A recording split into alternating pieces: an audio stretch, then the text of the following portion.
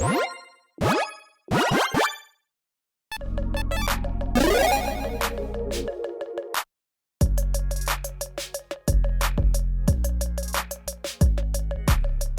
everyone, Mitch coming in for the Commander's Core Studio. Welcome to the show. So, in Magic, there are many rules. I mean, probably one of the thickest rule books out there. And as a player of Magic, well, you learn the rules, one step at a time. And they all make sense at a certain point, right? That's just how Magic works. But there's also some commanders that say, you know what, let's take these rules and throw them out the window because we're doing something completely different. You are building a completely off-the-wall deck around these commanders because they break some of the inherent rules of Magic. Let's jump into those commanders that you should be building around when you want to break the rules. And first up, tomorrow. A zombie's familiar. Okay, I'm a terrible singer. My apologies. Anyways, a 1/5 Ledger Creature Spirit for 6 mana in blue.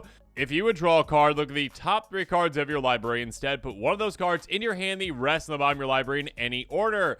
This is one of those commanders from Kamigawa that's like, that is, what is going on? This is like a frog with eyes that are masks that are breathing some kind of a smoke out of them. Anyways, yeah, this is a very strange commander for many reasons, but again, it takes one of the inherent rules of Magic and says, throw it out the window. Like, one of the first things you learn in, like, actual Magic play is just like, okay, here's your deck, here's your library, here's your hand, and, yeah, you draw a card by taking the card off the top of your library and putting it in your hand. And this is like, no, don't worry about that at all. What we're going to be doing instead is saying, you know what? Hey, you get to essentially scry while you're drawing the whole time, kind of when you're doing things. You're saying, you know what? What's the best out of the top 3 every single time?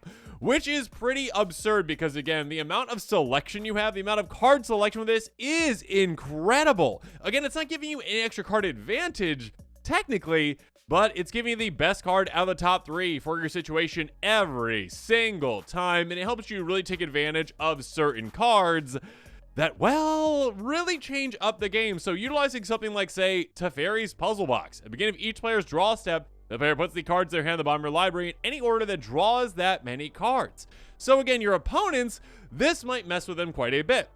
Because, again, they have their hand, they've got their plan, and all of a sudden, okay, your plan, well, you got to change it now because you're drawing a new hand. Again, if they've got 7 cards, they're getting rid of those, and they're getting 7 new random cards. It might help them, it might hurt them, but again, they've got to change their plan. With you, yeah, your plan's changing, but also, whereas your opponent is trading 7 for 7, you are trading, again, let's say 7 cards for, well, the best 7 out of the top 21 cards of your deck. So you are nearly guaranteed to like get a better hand than the last time, essentially, because you're going from 7 cards to, well, a giant selection of cards that can really help you dig in your deck. You're digging through like literally like a fourth of your deck at a time, essentially, to get what you do. It's like a mini mass tutor in a way, which is quite fun. And of course, obviously, this applies to any other cards that you are drawing essentially throughout the game with tomorrow as it is. That being said, you can also take advantage of some things like Zur's Weirding. That's a weird card with weird art with a weird name. Enchantment for 4 mana in blue. Players play their hands revealed. If a player would draw a card, they reveal it instead. And then any player may pay 2 life a player does with a card to its owner's graveyard. Otherwise, the player draws a card. Now, normally this would impact you as well. Yes, but again, when it comes to your commander has a replacement effect for that card draw too, and you can stack the order and how this works, essentially. So, basically, you are getting around this, and your opponents are not. So, yeah, you gotta play their hand revealed still, but so they. Everyone's got their hands revealed, and essentially, oh, you're about to draw into that card, opponent? I don't like that. Okay, I'll pay the 2 life. Goodbye to that. They can't do that to you, though, because you're like, oh, no, you don't get to actually see what I'm about to be drawing until I actually draw it. But then, actually, you know what? I get to look at the top 3 and take the best out of those, and you can't force me not to get that card. So you can shut down your opponents while they cannot shut you down because of your commander's weird effect. Possess Portal is another pretty mean way to go about things, though, but a good way to finish out the game for this kind of a commander if you want to. If a player would draw a card, the player skips that draw instead. At the end of each turn, each player sacrifices a permanent unless they discard a card from their hand. Again, this impacts all of your opponents and you technically, but also, again, hey, you're actually not drawing cards. Again, you can stack these things on however you want. Like, you are actually replacing that draw with that look at the top 3, put 1 in your hand. So you're not actually drawing. So therefore, get that card in your hand. Your opponents are shut down from getting cards from drawing. You are not, basically, and you can just keep going. So yeah, again, tomorrow's Zombies Familiar changes one of the inherent first rules you learn in Magic and says, throw that out the window. What we're doing is something completely different instead. Dig down in your deck so quickly your head will spin and really take advantage of some really weird and interesting cards as well. Next up, a commander that is so weird, so off the wall, and so unique, I actually built 2 separate decks around the same commander. Cody Vociferous Codex, a 1/4 legendary artifact creature construct for 3 mana. You can't cast permanent spells. Literally, it's right on there. The commander says, hey, okay, again, one of those first things that you learn in playing Magic. All right, yeah, okay. Here's your hand, here's your library, here's the spells. All right, you're probably playing creatures first, right? Because it's very, like, simple and straightforward. Here, play a land or elves. Cool, all right. This is like, nope, you can't do that. You literally can't cast permanent spells. You can't cast anything except for instants and sorceries. But there's some ways around that, kind of. Anyways, pay 4, tap, add Wooburg. When you cast your next spell this turn, exile card to the top of your library to exile an sorcery card with mana less mana value. Until the end of your turn, you can basically cast up pay its mana cost. Then every other card goes to the bottom of your library. Basically, it's kind of like a weird cascade, but just for instants or sorceries. So essentially, again, you can't cast permanents. Cascade until you hit an instant or sorcery. Cast that.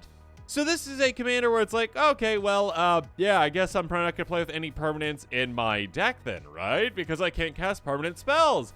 Here's the thing, again, when it comes to, all right, a commander that says, you know what, that rule, let's not have that. You can't do it. And then you're like, you know what, I'm going to break my own rule. You're kind of setting your own rules in this and breaking it when doing something like, I don't know, Hypergenesis. Yeah, this is a lot of fun. I mean, it's kind of the deck where you need to ask your playgroup first if they're okay with it because, yeah, it can change up how a game plays entirely, but here we go.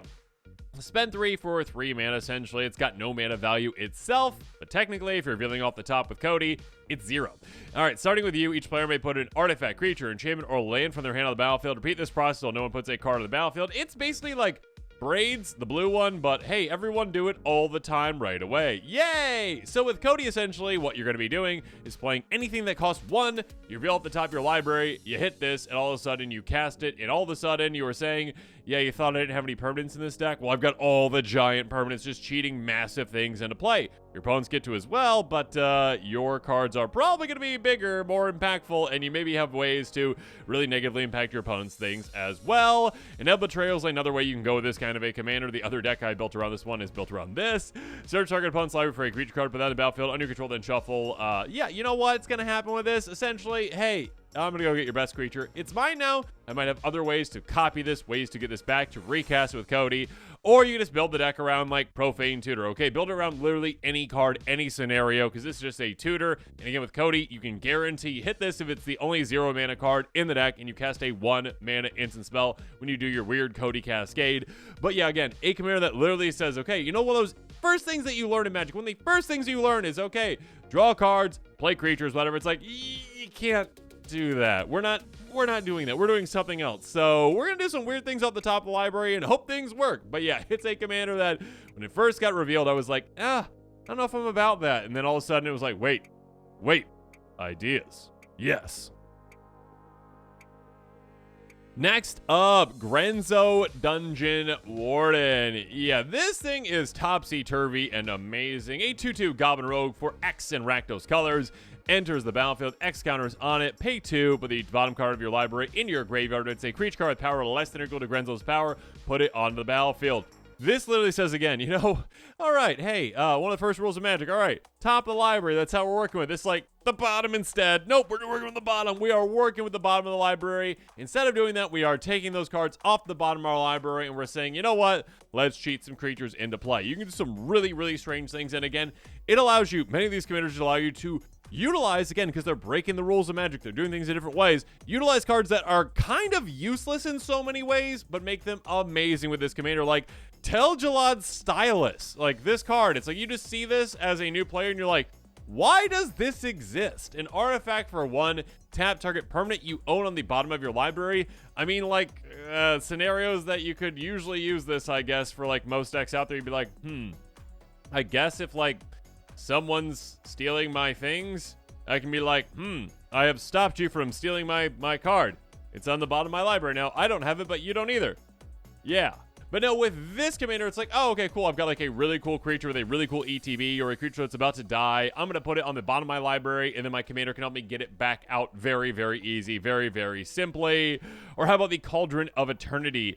Cost 2 less for each creature card in your graveyard. Whenever a creature controlled dies from the bottom of its owner's library, pay 2 and a black, tap, pay 2 life. Turn out a creature card from your graveyard to the battlefield, only as a sorcery. This is essentially, hey, you know what? Again, a downside to this card is whenever creature control dies at the bottom of its owner's library.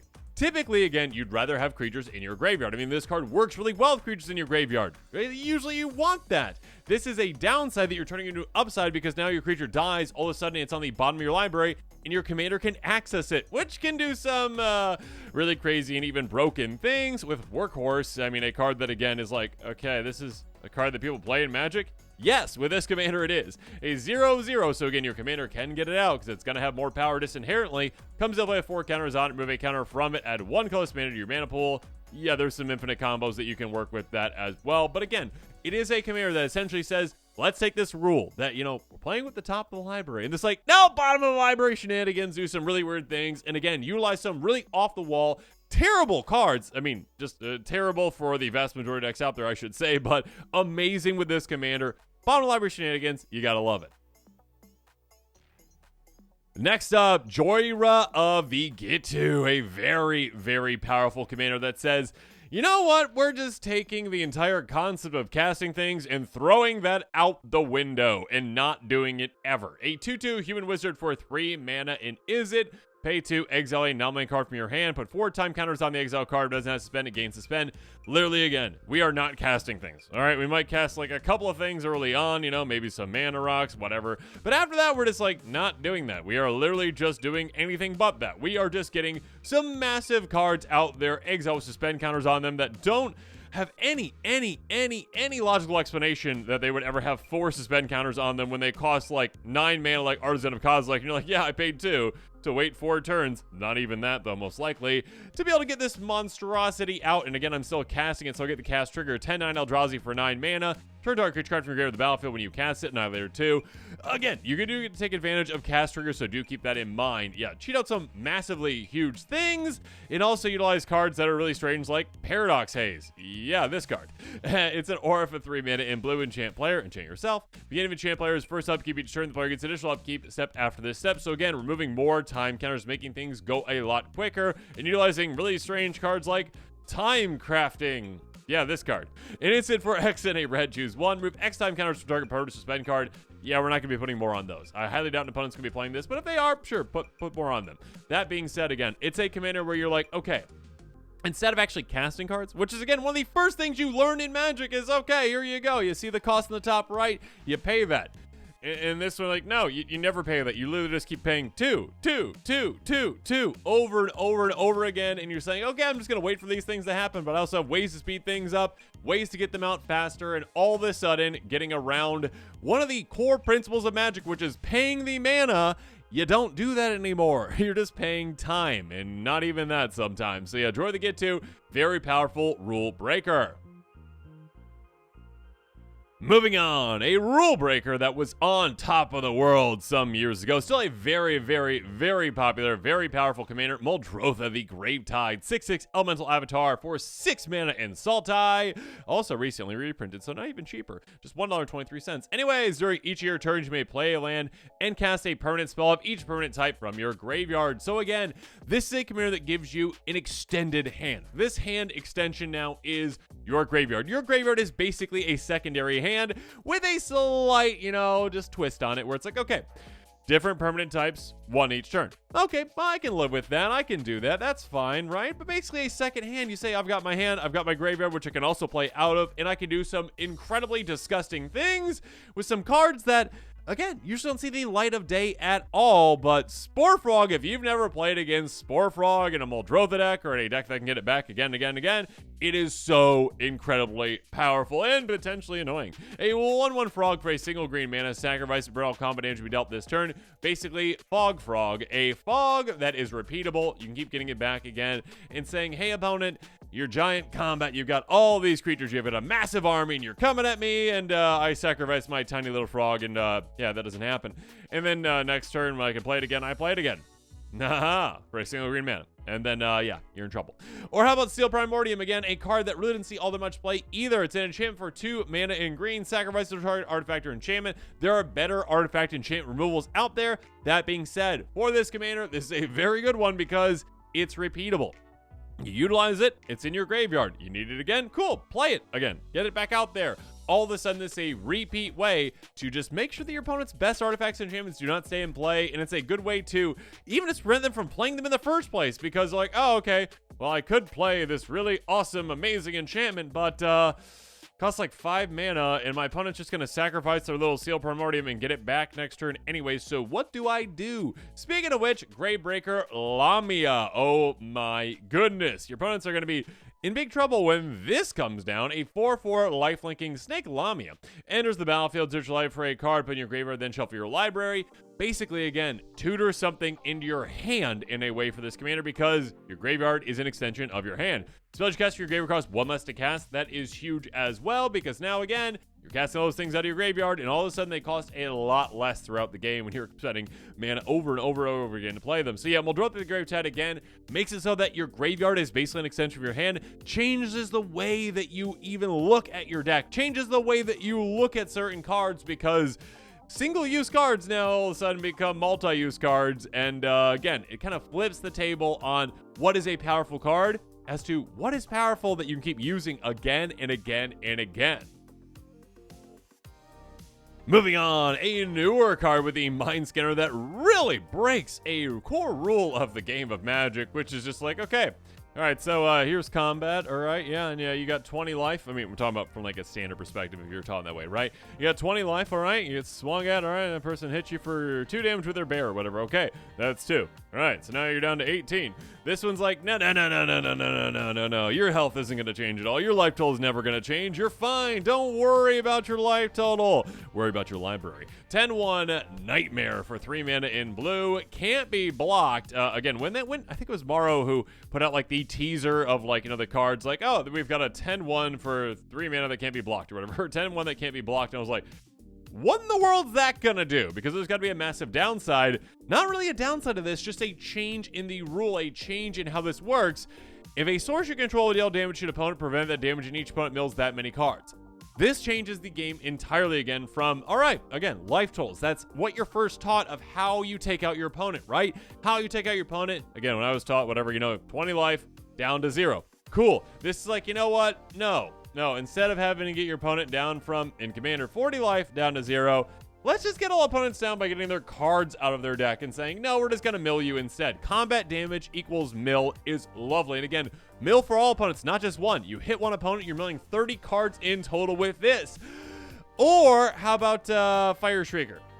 Giving your commander double strike. Now all of a sudden it's hitting twice as hard, milling 60 cards in total again, 20 per opponent for hitting once with your unblockable commander. Again, when it comes to blue commanders, typically you don't say like, oh yeah, it's a Voltron commander. This is like Voltron mill in some weird way that again changes the dynamics of the game.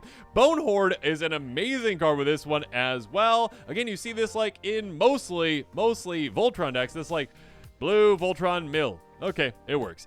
Living Weapon, equipped creature gets +X for X the number of creature cards in all graveyards. My goodness, this makes your commander absolutely massive throughout the game because again, you are turning damage into mill, which turns into more damage with this because you are going to be flooding the graveyards with creatures. Speaking of which, it turns into a card like Undead Alchemist into a really cool card for a deck like this. 4/2 Zombie. If a zombie you control deal damage to a player, instead that player mills that many cards. So this has got to be the inspiration where this new commander came from. That being said, whenever a creature card spins an opponent's graveyard from their library, exile that card, make a 2/2 black zombie creature token on the battlefield. Yeah, basically, okay, I mill you with my commander, I make a bunch of zombies, those zombies also mill you, and you make more zombies. That then help you mill even further. So yeah, you can do some really weird things again when you're having a commander that is big damage base, but turned into mill for everyone. It's such a weird concept to be like, hey, you know what? Yeah, that doesn't matter, okay? Your life total does not matter. We are taking that out of the equation. Life total doesn't matter. What matters is how many cards you have left in your library, and I can turn this heavy-hitting commander into a source of pain for you, unlike anything you've ever seen.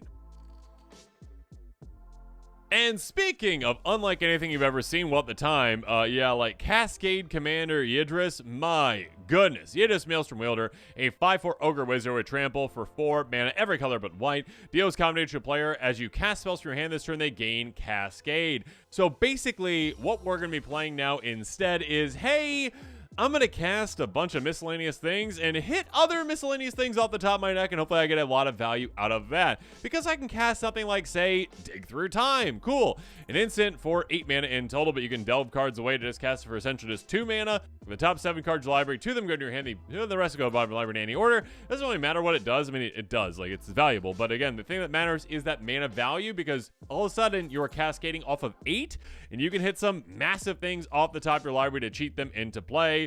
Vern of the Chaos Bloom can also be cheat things into play as well. As you get a Cascade, you may put a land card from one of the exile cards on the battlefield tapped, so being able to just ramp while you're cascading now is huge. Or how about, Nelfish Knee. 4/6 flying beast demon whose name I can never remember. Whenever you cast a spell from exile, copy, choose targets to the copy. If it's a permanent, gains haste, and beginning of the end step, sacrifice it. So basically, double up your cascade spells temporarily for the permanents, but still a lot of value to be had there. Again, you just basically says, you know what? We're going to be playing a game where my value becomes random rolls of the dice. All of a sudden, I'm getting random things off the top of my library. You don't know what's happening. I don't know what's happening, and a lot of value is to be had here. Next up, not as random, but just as weird, Zur the Enchanter changes the rules of the game by saying, we're going very, very, very, very specific, and we are going and getting those cards themselves. We are going to go get the exact card that I need in a very weird way. A 1/4 human wizard flying for 4 mana in Esper. Whenever it attacks, you may search life for an enchantment card, mana value 3 or less on the battlefield, then shuffle. Being able to tutor out any enchantment in your deck that costs 3 or less, you're gonna have a very specific and strange deck to build around, because drawing is nice, but tutoring even nicer, especially when you get something like Diplomatic Immunity. Yep. This card. Enchant creature for 2 mana in blue. Enchant creature can't be the target of spells or abilities. Can't be the target of spells or abilities. Basically, this has Shroud. The enchanted creature has Shroud. Now, normally, if you attach this to something like, say, your commander, well, then you also cannot target your commander because it has Shroud. But it's really, really weird because with Zur and the way that it works, technically your auras aren't targeting when they come into play, so you can actually go get Diplomatic Immunity, attach to your commander, and then keep attaching other auras to your commander when you're using Wizard's ability. Not while you're casting, but still, it gets around it. So again, you have like these weird rules. You're like, that doesn't work that way. Actually, it does. And this was one that I definitely had to look up. But also, it's like, you know what? We're just going to change the way the game works again with other things. This is a commander that, again, is a game changer in its way. It also changes the rules of the game with cards that work well with it, like Ghostly Prison. Okay, here we go. Enchant for 3 mana. Creatures can't attack you unless controller pays 2 for each creature they control attacking you. You were just rule stacking. You were creating new rules to the game. You're creating additions to the game. You're changing up how the game works because you're saying, okay, you know what? While I do my weird like tutor for small, enchantment things, you're going to have to pay more to attack me now. So you don't get to do that. You can adjust on the fly with what your opponents are doing. It's something like a rule of law. Each player can't cast more than 1 spell each turn. So yeah, again, essentially saying, you know that one rule that's an inherent rule of Magic of, if you got the mana for it, you can play it. We're changing that as well. Now you can't do that. And by the way, I'm tutoring things into play, so that doesn't matter. But yeah, Zur the Enchanter is one that, again, changes the way you think about the game. And it's not just like, okay, I'm going to draw these cards, I'm going to play these cards. It's like, no.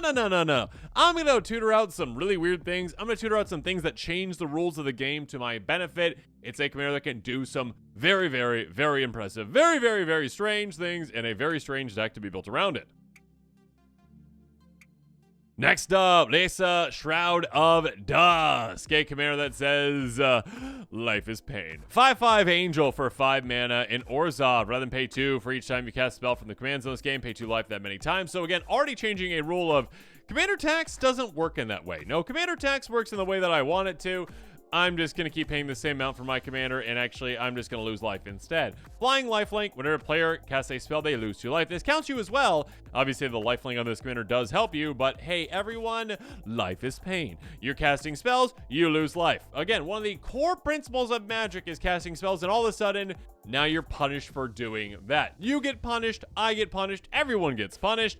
And of course, I'm going to have other ways to punish you as well. How about isolation cells? Sure, why not? Artifact for 4, when an opponent casts a creature spell, they lose 2 life, they pay 2. So either you pay 2 extra mana on top of that, or you're losing even more life. Again, that's 4 life you lost for casting that one simple creature spell. Elf Ball, have fun. Next up, Rug of Smothering. Yeah, this weird card, a 1/3 construct for 3 mana. Flying, whenever a player casts a spell, they lose 1 life for each spell they've cast this turn. Again, spell slinger decks, now you're in trouble. You're casting more than 1 spell each turn, you're going to be losing a lot of life. That being said, even just 1 life for each spell they cast on top of the life they're already losing with your commander is absurd. And of course, you can make things even more punishing. Wound Reflection. At the beginning of each end step, each opponent loses life. Your life they lost this turn. Doubling up that life loss thanks to your commander. Yeah, that can be quite brutal. So again, a commander that says, you know what? The name of the game is cast less spells, because if you keep casting a ton of spells, you're going to get punished, you're going to go down, and even I'm going down in life, but that's okay. Life is pain. Next up, the Victus Asod, the Dire, a very cool commander design that again kind of flips things on its head with how things work in the game. A 6/6 Elder Dragon with flying for a 6 mana in Jund. Whenever it attacks for each player, choose target permanent the player controls. Those players sacrifice those permanents. Each player sacrifices a permanent this way, reveals the top card of the library, puts the battlefield if it's a permanent card. So this says, okay, whatever you have in play, that maybe doesn't matter, because I'm going to be switching it up entirely where you get something random off the top of your library. Yay! So, hey, you sacrificed that. Whoa, you hit something big. Good for you. Oh, you didn't hit anything? Oh, I'm sorry. Oh, you hit a land? Okay, I guess that's all right. But yeah, being able to essentially say, you know what? We're displaying random cards off the top of our library, and that's going to be the determining factor of the game. But maybe I've got, you know, my thumb on the scale a little bit, because Haunted Crossroads, enchantment for 3 mana, pay a single black mana, put target creature card from your graveyard on top of your library. So again, a card that does not see much play at all, essentially. It is a very specific card for this kind of a commander, where most decks aren't like, okay, yeah, I'm just going to clog up the top of my library with creature cards that I need to get back and have to draw back into. This like, oh no, I'm just going to set myself up to get my best creatures into play, basically for free, just by attacking with my commander. Or how about Rootier's Ascendancy? Enchantment for 3 mana in Jund. Whenever you sacrifice a creature, you may return target creature card lesser mana value for your graveyard to the battlefield tapped, only once each turn. So again, utilize that sacrifice to your benefit. Again, basically doubling up on that, going from 1 creature into 2 if you're hitting something off the top of the library as well, versus your opponents maybe not going to be as lucky. Or how about, again, Aid from the Cowl, a card that sees literally no play. Again, a card that is pretty terrible. With this commander, it's pretty amazing. Enchantment for 5 mana in green. At the beginning of your end step, if a permanent controlled left the battlefield this turn, with the top card of your library, it's a permanent card. Put on the battlefield, otherwise you may put on the bottom of your library. Again, stack the top of your libraries with those cards that you can, put those best cards that you have on top, and all of a sudden, swing with your commander, sacrifice something, and then get 2 things into play for the price of 1. Again, turns the game on its head where it says opponents are like, oh, you know what? You're not going to know what to expect. You're not going to know what you're going to be getting. You could be getting something better, something worse, but I'm going to have some ways to make sure that I get some very good things into play. Moving on, another one of the first things that Magic players learn is mana and how it works and how you spend mana to actually do things. And Carrick Crick, son of Yawgmoth, however you say that name, says, no, we're not doing that. We're not spending mana. We're spending life. Here we go. 2/2 Phyrexian. That says, you know what? Hey, not only is my mana value in Phyrexian mana, your mana value as well. It's got lifelink. For each black and a cost, you may pay 2 life and pay that mana. Whenever you cast a black spell, put a counter on Crick. So basically, you are saying, you know what? No, every single thing is Phyrexian mana. That is what I'm going to be spending. I don't need to spend black mana on anything. I'm just going to spend Phyrexian mana. And that doesn't just count spells, but abilities as well, which is crazy because it turns a card like Blood Celebrant, which is a, no offense, Blood Celebrant, but pretty terrible card for the most part for most decks out there, into an amazing card for this commander. A 1/1 cleric for a single black mana, pay a single black mana, pay 1 life, add 1 mana from color to your mana pool. This is the kind of like, okay, this card, like, this is how black would do it. Essentially comes to mana fixing, versus like in green, they just like get that effect. That effect just happens. Essentially, it's like, yeah, sure, fix whatever mana you want, all right? This one's like, no. It's not how it works. We have to lose life to do so. But with this commander, it says, oh, okay, I can pay basically 3 mana. No, not 3 mana, 3 life. There you go. To actually add that mana for free. So you can freely generate mana with this just by getting it in play with your commander. Now you're losing a bunch of life to do so, but what is life, right? We got plenty of ways to get that back, and we will. That being said, we can also utilize Asmodeus the Archfiend, a 6/6 Devil God for 6 mana in total. But again, what is mana when it comes to these kinds of cards? Because it's basically like 4 mana and 4 life too. If you draw a card, exile the top card of your library face down instead. Pay black, black, black, draw 7 cards. Pay a single black mana, return all cards, exile with it on his hand, lose that much life. Yeah, again, this is a repeatable effect for you that you can literally just keep doing with the payment of life instead of mana. So you can just keep drawing 7 cards to get exiled that you'd eventually get for basically 6 life at a time. And 6 life for 7 cards is a great deal. So yeah, you can do some absurd things with this. Speaking of absurd, sure, Magus to the Mirror, why not? 4/2, Human Wizard, tap, sacrifice it, exchange the life tools of target opponent, activate only during upkeep. Again, basically, you're going to have an opponent foot the bill for you. You're like, hey, I just spent all this life doing all these crazy things. Be a bud, all right? You're at 40 life. You switch me, okay? You're down to 1. I'm at 40. Thank you so much. I appreciate that. So again, a commander that turns the game of Magic on its head for you, where it's like, you know what? Instead of doing what we normally do with Magic, we're actually playing things and casting things for mana. I'm not going to be doing that. Life is mana now for me. And finally, a commander that really breaks the rules of Magic, Marisa Pretender. A 4/4 Human Wizard for 4 mana in Grixis. Enters the battlefield and exile artifact creature card from your hand or graveyard and put a cage counter on it. Marisa has all active abilities of all cards you own and exile with cage counters on them. You activate each of those abilities only once each turn. This is a commander that says, you know what? Hey, here's the thing. I am everything. I am everything that you own. I am all of your creatures. I am all your artifacts. I can gain abilities that I should not have. Like a very strange ability, even from something like Pendant of Prosperity. What? Yeah, enters the battlefield on the controlled opponent of your choice. So usually an opponent gets this, and they have to activate it for you to get any benefit of it. Pay 2 tap, draw a card, put a land card from your hand on the battlefield. Its owner draws a card, that player may put a land card from the hand on the battlefield. So again, typically your opponent has this, they have to activate it for you to get benefit out of it. But with this, it's like, okay, I play my commander, I exile Pen of Prosperity, and now it has this ability for me to basically draw 2 cards, put 2 lands into play. Yeah, that's pretty fantastic. And again, something that creatures should not be able to do, much less your commander. That being said, Aetherlink, another card where it's like, yeah, it's an amazing card. I love the design of this card. It's not on a commander, right? This is just a regular creature, but now your commander has this ability. Pay a blue, exile it, bring it back at the end step. Pay a blue, it's unblockable. Pay a single colorless, single generic mana, I should say. +1/-1 or -1/+1. Being able to essentially just auto blink your commander and just get out of any situation you need to get out of. It's an amazing effect. I love it. And unblockability, of course, that can be quite spicy. That being said, yeah, it also resets your commander so you can activate his abilities more than once each turn, so do keep that in mind as well. That being said, too, now with Quicksilver Elemental, again, another card that sees like literally no play in commander at all. 3 for Elemental for 5 mana in blue. Pay a single blue mana, gains all active abilities to target creature until end of turn.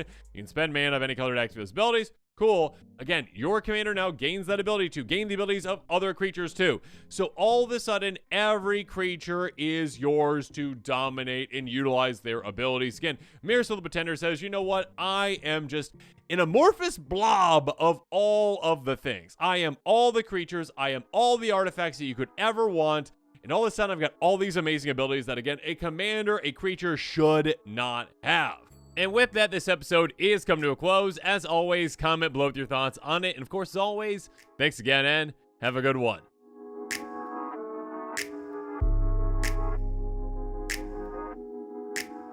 This show and episodes like this one are possible thanks to viewers like you. If you're looking for an easy way to help support this show, make sure that you like, share, and subscribe. Also, hit that bell notification icon so you don't miss any new episodes. You can also go check out our playmats and other merchandise at thecommandersquarters.com. Another easy way to support this show is with our TCG Player affiliate links. So whether you're buying a deck or individual cards, you can use this general link right here or one in the description. And the final way that you can support this show is by supporting us directly by becoming a patron. There are many benefits to being a patron, and I truly couldn't do this without all of their support.